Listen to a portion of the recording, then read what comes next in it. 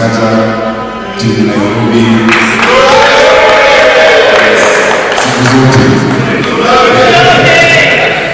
and the millions of Nigerians. The result of this election speaks volumes about our country. In the last election, I had 840,000. In this election, there were more voters than what amount. This country is yearning for leadership. And this country is yearning for inspirational leadership. It has not been an easy time. Many did not want me to be on the ballot, even on the ballot. The last 5 days I was sleepless nights because of many things. But we look forward as leaders.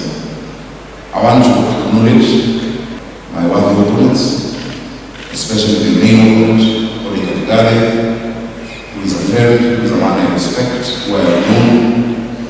I'm thanking for his gallant efforts, and that he held true to what we believe in, siasa safi. That politics is not inevitable.